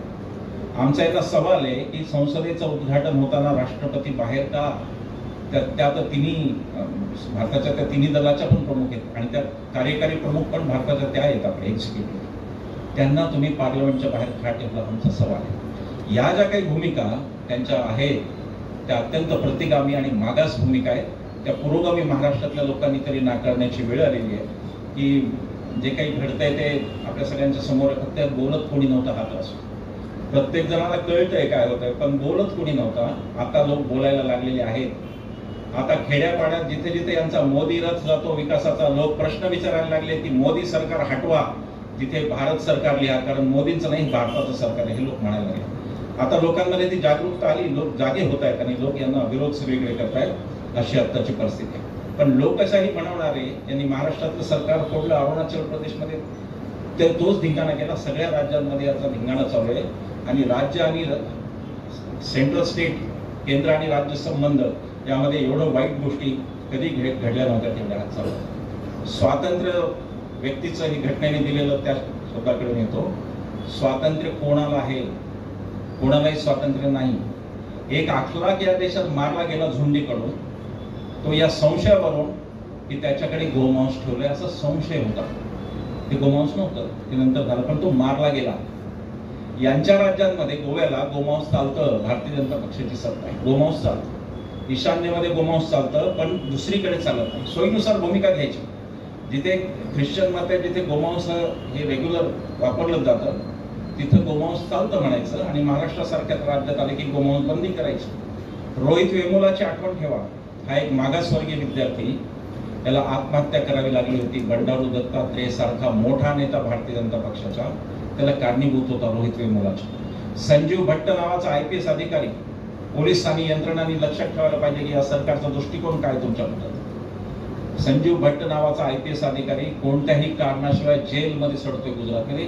त्याचा दोष एकच होता, संजीव भट्ट खरं बोलले. त्यांनी खोट्या गोष्टी लिहायला नकार दिला, एवढा एक होता. स्वातंत्र्य पूर्णतः संपून गेलेलं आहे. RTI मध्ये घातक बदल केलेत आणि RTI संपवला. लोकपाल मध्ये सुद्धा नंतर घातक बदल केले आणि लोकपाल संपत आणला. सगळ्या यंत्रणा हे मारून टाकत आहेत. जरी हा देश दुसरा सत्तांतर झालं, दुसऱ्यांच्या ताब्यात गेला, तरी यंत्रणांची झीज आणि मोडतोड एवढी आहे की कदाचित पुढची 10 वर्ष ते दुरुस्त करायला लागेल, एवढी यांनी मोडतोड करून ठेवलेली आहे. एवढी यांनी लोकशाही मोडून तोडून ठेवली आहे. माझ्या मुलींनी कपडे कोणते घालावे हे कोणीतरी श्रीराम सेना कर्नाटकमध्ये सांगू शकत नाही. मध्ये फतवा निघाला होता की मुलींनी जीन्सची पॅन्ट घालायची नाही, असा फतवाच कर्नाटकात निघाला. माझ्या मुली काय घालणार हे तुम्ही सांगू नका, परंतु नागरिकांच्या स्वातंत्र्याचा सगळीकडे संकोच करणं हे त्यांचं चालू आहे. समतेचं आपण सगळ्यांना माहिती आहे, सामाजिक समता म्हणून आपण आरक्षण आणलं. भारतीय राज्यघटनेत आरक्षण आलं, सामाजिक समता. आता दिल्लीमध्ये लॅटरल एंट्री नावाचा प्रकार चालू आहे. आणि सगळे उच्च दर्जाच्या IAS दर्जाच्या अधिकाऱ्यांच्या वर सुद्धा लॅटरल एंट्रीने सगळे संघाचे लोक भरले जात आहेत. परिस्थिती इतकी भयानक आहे की संघाने प्रशासनाचा ताबा घेतलाय आता आणि लॅटरल एंट्री मधून आलेले लोक थेट सहसचिव वगैरे केले जात आहेत दिल्लीत आणि त्यांच्या खाली IAS काम करत आहेत. अशी आता परिस्थिती आहे. लोकशाहीचं हे सगळं अवमूल्यन हे थांबवणं हे आपलं काम आहे. बंधुतेबद्दल मी काही बोलत नाही. बंधुता त्यांनी कधीच नेऊन बसवली. या देशामध्ये सतत ध्रुवीकरणाचं राजकारण करायचं, याचा विरोध त्याचा विरोध आणि आपल्या धर्माचं काहीतरी तिसरं चित्र लोकांपुढे न्यायचं आणि जिंकून टाकायचं, ते त्यांचं वैशिष्ट्य आहे. या देशाचं अर्थकारण आणि भ्रष्टाचार, टोकाला गेलेला भ्रष्टाचार आणि संपलेलं राजकारण याचं स्वरूप आहे. आम्ही काही फक्त बाजारभाव शिंदेसाहेब वाचून दाखवतो दर सभेमध्ये की मनमोहन सिंग यांनी सोडलं तेव्हा पेट्रोल 66 रुपये होतं, आज ते 107 रुपये आहे. डिझेल 52 रुपये होतं, ते आज 95 रुपये आहे. गॅस 410 रुपये होता, तो आज 838 रुपये. भारताच्या डोक्यावरचं कर्ज मनमोहन सिंग यांनी जेव्हा कारभार सोडला त्या दिवशी 55 लाख कोटी होतं, ते आता 205 लाख कोटी, म्हणजे आपल्या डोक्यावर 4 पट कर्ज झालेलं आहे. मनमोहन सिंगांनी सोडलं तेव्हा जर 1 रुपया माझ्या डोक्यावर कर्ज होतं, तर आज तिथं ते 4 रुपये कर्ज झालेलं आहे. भ्रष्टाचारामध्ये नोटाबंदी हा यांचा सगळ्यात मोठा भ्रष्टाचार आहे. नोटाबंदीच्या वेळेला काय सांगितलं की श्रीमंत आता मरणार, ब्लॅक मनी संपला, 1000च्या नोटा असला ते संपले. सोलापूर जिल्ह्यात एका तरी श्रीमंतांनी आत्महत्या केल्याचं उदाहरण आहे का? हे पैसे कुठे गेले? हे पैसे कोणी रेग्युलराइज केले? 20% कमिशन घेणारी यंत्रणा कोणाची होती आणि ती पैसे नव्या नोटा बदलून पण देत होती, ती यंत्रणा कोणाची होती? अमित शहाची एक बँक आहे, तिचं नाव अहमदाबाद कोऑपरेटिव्ह बँक. या बँकेने नोटाबंदीनंतरच्या 5 दिवसामध्ये 845 कोटी रुपये बदलून दिले. कोऑपरेटिव्ह बँकेने 845 कोटी रुपये. या 5 दिवसामध्ये भारतीय जनता पक्षाच्या गुजरातमध्ये ताब्यात असलेल्या 11 कोऑपरेटिव्ह बँकांनी भारतीय जनता पक्षाच्या ताब्यात असलेल्या एकूण 3000 कोटी रुपये बदलून दिले. त्यानंतर मात्र महाराष्ट्रातल्या बँकांना बंदी करण्यात आली की कोऑपरेटिव्ह बँका भ्रष्टाचार करतात. म्हणजे यांना माहिती होतं, यांच्या बँकांनी त्यांना सांगितलं होतं की नोटाबंदी होणार आहे, पुढच्या 5 दिवसात तुम्ही पैसे भरून टाका, त्यानंतर आम्ही कायदा लावणार. हा जो तुम्हाला भारतीय जनता पक्षाच्या प्रचारातला एवढा प्रचंड पैसा सगळीकडे दिसतो, त्याचं मूळ इथे आहे. यांचा दुसरा मोठा भ्रष्टाचार PM केअर फंड, पंतप्रधान सहायता निधी, हा सरकारी निधी होता. त्याला एक अकाउंटेबिलिटी होती, तो RTI मध्ये येत होता. आता हा खाजगी ट्रस्ट आहे आणि त्याची अकाउंटेबिलिटी काही नाही. पंतप्रधान आताचा जो PM केअर फंड आहे हा RTI मध्ये नाही. या PM केअर फंडाला आपल्या कंपन्यांनी आतापर्यंत, सार्वजनिक कंपन्यांनी 2913 कोटी रुपये दिलेले या फंडाला. तिसरा यांचा घोटाळा तो म्हणजे इलेक्टोरल बॉन्ड्स. इलेक्टोरल बॉन्ड्स म्हणजे कॉर्पोरेटनी देणग्या द्यायच्या, त्यांचं नाव घोषित करण्याची जिम्मेदारी नाही. त्यांनी पक्षांना पैसे द्यायचे आणि त्याचं नाव घोषित करण्याची जिम्मेदारी नाही. एकट्या भारतीय जनता पक्षाला 5270 कोटी एवढ्या इलेक्टोरल बॉन्ड्स मधून मिळाला. 57% निधी एका पक्षाला मिळाला आणि काँग्रेससह उरलेले शेकडो पक्ष यांना 43% निधी मिळालेला आहे. शेकडो पक्षांमध्ये वाटप 43%चा, भारतीय जनता पक्षाला एकट्याला 57% निधी मिळाला. हे यांचं चालू आहे. पण तरी नॅरेटिव्ह तयार केले जातात. आता सांगितलं जाईल आपल्याला की मोदींना पर्याय काय आहे. सगळे लोक त्यात ट्रॅप होतात. लोकांना वाटतं खरंच आहे, मोदींना पर्याय काय. हे जे सरकार होतं याला पर्याय काय असं जर कोणी विचारलं असेल तर आमचं उत्तर असं आहे की वाईटाला हाकलून द्यायचं असतं, पर्याय द्यायचा नसतो. पर्याय चांगल्याच द्यायचा असतो. हे वाईट यांना हाकला मग आम्ही आमचं बघू. भारताची राज्य पद्धती काय अमेरिकन नाहीये प्रेसिडेन्शियल की तुम्हाला आताच निवडायचा पंतप्रधान. आम्ही 543 चांगले खासदार निवडून देऊ, ते पुढे पंतप्रधान निवडतील. त्याची चिंता तुम्ही आताच कशाला करा. 140 कोटीच्या देशात एकच माणूस लायक आहे हे म्हणणं उरलेल्या 140 कोटींचा अपमान असतो. पण हा पक्ष सतत ते करतोय. अरे मोदीजी जन्माला आले नव्हते तेव्हा सुद्धा भारताचं पंतप्रधानपद एकही दिवस रिकामं राहिलेलं नव्हतं. भारताचं पंतप्रधानपद इतिहासात एकही दिवस रिकामं राहिलेलं नाही. त्याचं कारण लोकशाहीमध्ये एकच एक माणूस नसतो, लोकशाहीमध्ये अनेक माणसं असतात जी बदलू शकतात. नॅरेटिव्ह तयार केले जात आहेत. आता नवीन काय केलं, 400 पार. मी म्हणलं 400 का म्हणले, 500 का नाही म्हणले, मला कळलं नाही. अबकी बार 500 पार काय म्हणायला काय जात आहे. स्थिती तशी नाही आहे. आतून हादरलंय. जर 400 पार जात आहे तर कशासाठी नितीश कुमारला धमकावून पुन्हा घेतलं स्वतःकडे. 400 पार जात आहे तर ममता बॅनर्जींना का धमकी दिली आणि इंडिया आघाडीत जाऊ नका म्हणून सांगितलं. आधी ममता बॅनर्जी येतात का पाहिलं, त्या येत नाहीत म्हटल्यावर कॉम्प्रोमाइज केलं की निदान इंडिया आघाडीत जाऊ नका. ही गुंडगिरी 2 स्तरावर झाली. आधी काही पक्षांना सरळ भाजपामध्ये या इंडियामध्ये असं झालं, आणि आता असं होत आहे की आमच्याकडे येणार माहिती आपण बदनाम झालो, कोणी पक्ष आपल्यावर येणार नाही, आमच्या बरोबर यायचं नसेल तर आता इंडिया आघाडीकडे जाऊ नका असं ममता बॅनर्जीला का सांगितलं? तुमच्या 400 जागा येणार आहे. ही मजबुरी काय आहे? महाराष्ट्रातील थोडापुढे अजितदादांची एवढी काय गरज आहे? काय एवढं अजितदादांना सगळं, आणि अजितदादा पण सगळं सहनच करतायत म्हणा. एकनाथ शिंदे आणि अजितदादा यांनी पूर्णतः स्वाभिमान गहाण टाकला ते ज्या दिवशी या सरकारमध्ये गेले. एकनाथ शिंदेच्या माणसावर भारतीय जनता पक्षाच्या आमदारांनी पोलीस स्टेशनमध्ये गोळ्या चालवल्या. एकनाथ शिंदे ठप्प आहे, त्यांना काय सत्तेची मजबुरी माहिती नाही. भाजपाच्या आमदारांनी अजितदादाच्या कार्यकर्त्याला अजितदादाच्या समोर मारला पुण्यामध्ये. अजितदादांची काय मजबुरी माहिती. एक तर हे ईडी सरकार, हे सगळा जो जमावडा झाला तो आपोआप आलेला नाही. यांना कोणतीही विचारधारा नाही, ती कोणतीच नव्हती. यांची एकच विचारधारा म्हणजे पैसा, आणि त्या पैशामुळे यांना ईडी लागली आणि म्हणून ते तिकडे गेले. एकनाथ शिंदेचे पीए जोशी नावाचे, त्यांना सुद्धा समृद्धीच्या प्रकरणी ईडीने बोलवलं. त्यानंतर एकनाथ शिंदे गेले. अजितदादांवर तर सर्वोच्च पातळीवर झाला 70,000 कोटीचा आरोप. त्यानंतर अजितदादा गेले. म्हणजे एवढं छान बक्षीस राजकारणात कधी कोणाला मिळालं नाही की 70,000 कोटीचा आरोप आहे पण तुला उपमुख्यमंत्री करतो, असं राजकारणात कोणी आजपर्यंत म्हणालं नव्हतं. तोही विक्रम मोदीजींच्या नावावर. हे सगळे ईडीग्रस्त आहे आणि म्हणून हे तिकडे आहेत. आणि महाराष्ट्राचं मी गणित सांगतो. सुशीलकुमार शिंदे साहेबांच्या समोर मी बोलणं ही गोष्ट फारच कदाचित लहान मोठी तोंडी मोठा घास होईल, पण हा आत्मविश्वास सगळ्यांना येणं आपल्याला गरजेचं आहे. हा विरोधी पक्षाला येणं गरजेचं आहे की हे हरणार आहेत.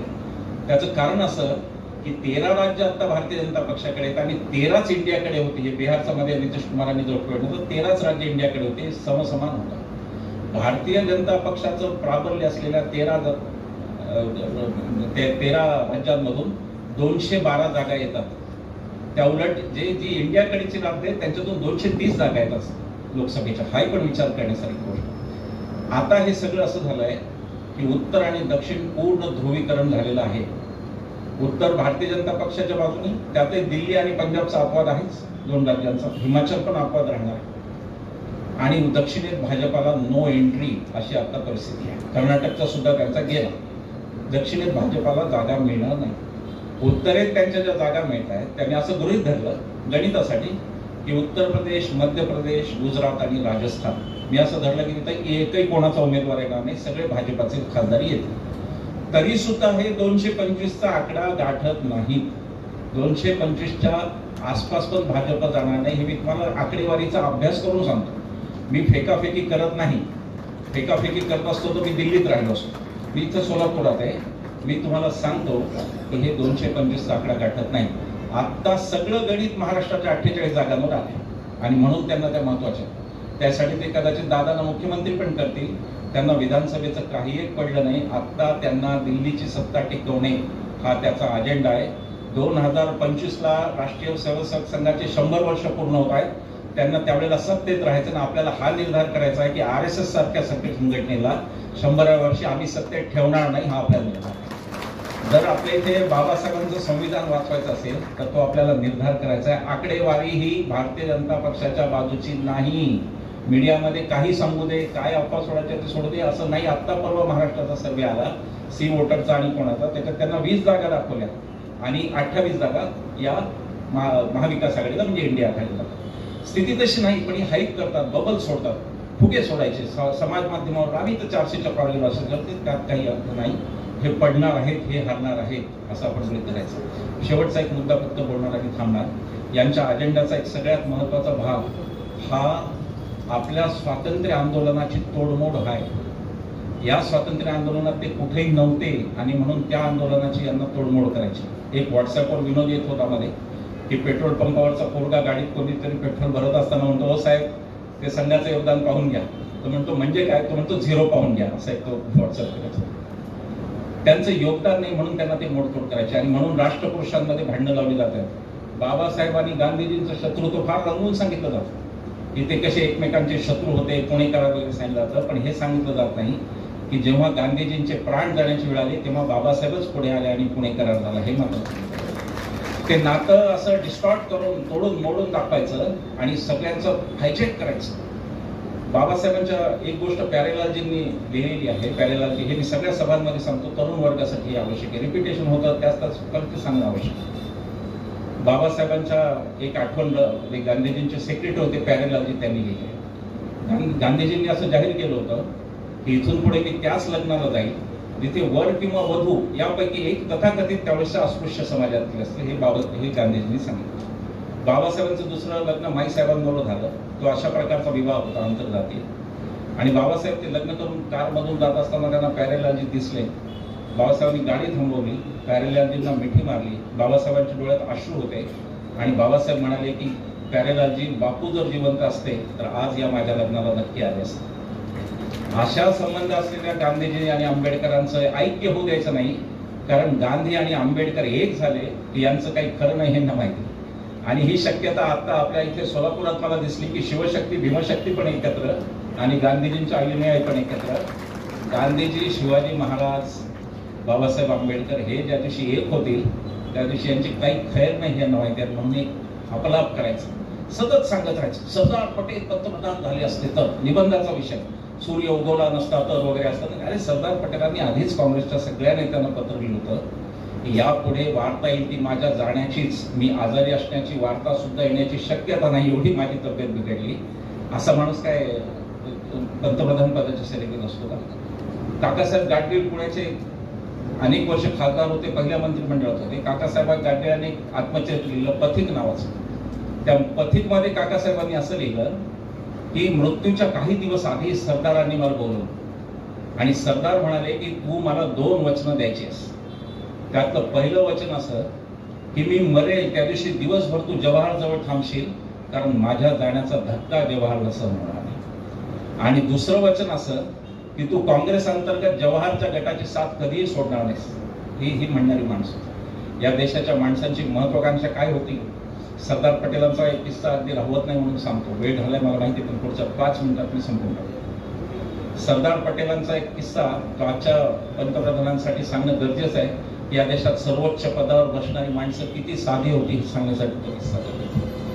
त्यावेळेला झालं असं की इंग्रज जेव्हा आपल्या सत्याग्रहींना आत घ्यायचे तुरुंगात, त्यांना जातवार काम द्यायचे. फोडा आणि छोडा ही त्यांची नीती होती. आणि म्हणून ते म्हणायचे की तू ब्राह्मण आहेस तर तू पोलिसला मदत कर, तू दलित आहेस तर तू संडास साफ कर, अशी त्यांची कामाची विभागणी. गांधीजींनी ठरवलं की आपल्याला जाती तोडायची आणि मग हे चक्र उलट फिरवायचं.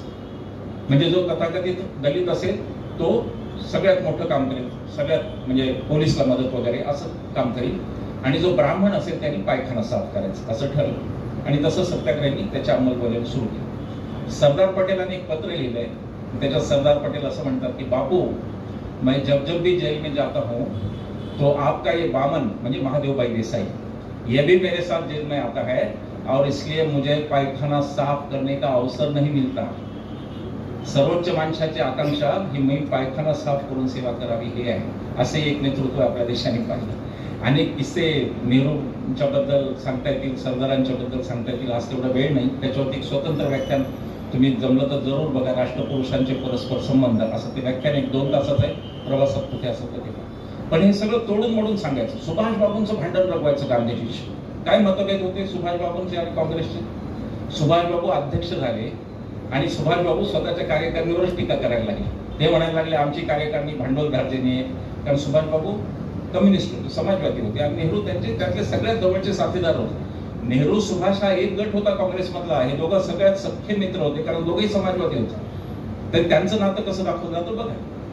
तर सुभाष बाबूंचे मतभेद असे होते की सुभाष बाबूंना गांधीजी म्हणाले की आपली दिलेली कार्यकारिणी तुम्हाला पटत नाही तर तुम्ही तुमची कार्यकारिणी निवडा, एवढंच मतभेद होतं. दुसरा मतभेद हिटलर आणि मुसोलिनीवरून होता. सुभाष बाबूंना वाटत होतं की यांच्या मदतीने आपण या हुकुमशाहांची मदत घेऊन इंग्रजांना हकलायला पाहिजे, आणि गांधी असं म्हणत होते की जे स्वातंत्र्य हुकुमशाहीने येईल तिथे कधी लोकशाही आणणार नाही, असं गांधी, पटेल आणि नेहरू म्हणत होते. सुभाष बाबूंना एक फार छान पत्र लिहिलेलं आहे नेहरूंनी. नेहरू म्हणतात की या देशातले आत्ताच्या घडीचे सर्वोच्च देशभक्त तुम्ही आहात याबद्दल माझ्या मनात कोणतीही शंका नाही, पण तुम्ही उतावीळ आहात आणि तुम्हाला हे लक्षात घेतलं पाहिजे की आपल्याला आपल्या नेत्याचं ऐकलं पाहिजे. आपला नेता आपल्या ताकदीचा आहे. नेहरू असं लिहितात की लोक आपल्याला बघायला येतात, सुभाष बाबू तुम्हाला आणि मला, आपल्या जाहीर सभांना येतात, टाळ्या वाजवतात, लाखोच्या संख्येने येतात, टाळ्याही वाजवतात, पण जाताना मात्र गांधीजी की जय म्हणतात. तर आपला नेता कोण हे तुम्हाला समजून घ्यायला. तर अशी नाती असलेली माणसं यांचं नातं तोडून दाखवायचं. शेवटचा एक किस्सा सांगणारे सुभाष बाबू काँग्रेस सोडल्यानंतर परदेशात गेले आणि तिथे त्यांना विचारलं की गांधीजींचं आणि तुमचं भांडण याबद्दल तुम्ही काय सांगाल, पत्रकार बंधूंनी विचारलं असतं. सुभाष बाबू त्यावर म्हणाले की आमच्या भारतीय संस्कृतीमध्ये बाप लेकाची भांडणं तिसऱ्या समोर सांगत नाहीत. हे सुभाष बाबूंचं बापूंचं. पण गांधी, आंबेडकर, सुभाष बाबू, नेहरू, पटेल यांचं नातं तुटलेलं दाखवायचं, लोक पळवायचे. यांनी तसंच पटेलांचा पळवायचा प्रयत्न केला. मोठा पुतळा उभा राहिला पटेलांचा. तो पटेलांच्या विचाराच्या विरोधातला पुतळा आहे. पटेल पुतळा विरोधी होते स्वतः. गांधीजींची जेव्हा हत्या झाली बिर्ला भवनला, तिथे हजारो काँग्रेसचे कार्यकर्ते जमले. ते शोकसंतप्त होते आणि ते म्हणाले की गांधीजींचं स्मारक इथंच व्हायला पाहिजे. त्याच्यावर सरदार पटेल आणि नेहरूंचा 15-20 पत्रांचा करस्पॉन्डन्स आहे. सरदार पटेल सिलेक्ट करस्पॉन्डन्स नावाचं 2 व्हॉल्यूमचं पुस्तक आहे, म्हणजे नवजीवन ट्रस्टने पब्लिश केलं, जरूर वाचा. 15-20 पत्र झाली एकमेकांची आणि शेवटच्या पत्रात सरदार असं म्हणतात की मी या निर्णयापर्यंत आलो आहे की बापूंचं स्मारक हे पुतळ्यामध्ये, दगडविटांमध्ये असू शकत नाही. बापूंचं स्मारक हे त्यांचं काम पुढे नेण्यात आहे. त्याच सरदारांचा यांनी सगळ्यात मोठा पुतळा केला, कारण यांचा राष्ट्रीय नेत्याचे यांना विचार नकोय. यांना राष्ट्रीय नेते सिम्बॉल म्हणून पळवायचे. ते यांच्याकडचं कोणी विचारत नाही. यांना परदेशात गेल्यावर तर गांधीजींच्याच तिथे जावं लागतं पुतळ्यावर डोकं टेकवायला. म्हणून मग ते पटेल कसे आमचे, अमुक कसे आमचे, हे चाललंय. आपल्या गावाकडे कसं असतं की आपला पोरगा जर सतत नापास होत असला आणि भावकीचा जर पोरगा पहिला आला तर आपण म्हणतो आमचे भावकीचे बिरादरीचे. तसं यांचं धोरण. यांच्याकडे कोणी नाही. गोळवलकर, हेडगेवारांचे कुठेही पुतळे नाही जगात. यांना शेवटी याच लोकांकडे यायला लागतं. पण ते कळताना स्वातंत्र्य आंदोलनात हे नसल्यामुळे पळवापळवी यांना करावी लागतं. सारांशाने सांगायचं असं की देशात जे चाललंय ते लोकशाही आणि संविधान टिकून ठेवणारं नाही. 24ला मतदानाला जाताना आपल्या पुढचा प्रश्न अ उमेदवार का ब उमेदवार का कोणता पक्ष हा नसून या देशात लोकशाही आणि बाबासाहेबांचं संविधान टिकणार की नाही एवढाच प्रश्न आपल्याला. त्या दृष्टीने योग्य निर्णय घ्या. भारताच्या जनतेच्या सत्सद्विवेक बुद्धीवर माझा विश्वास आहे आणि म्हणून मला नक्की असं वाटतं की यांनी किती हवा केली, काही बबल केले, 500 पार जरी म्हणले तरी हे सरकार पडल्याशिवाय राहणार नाही. याबद्दल माझ्या मनात कोणतीही शंका नाही. खूप उशिरापर्यंत आणून ऐकून घेतलं त्याबद्दल मी आभार.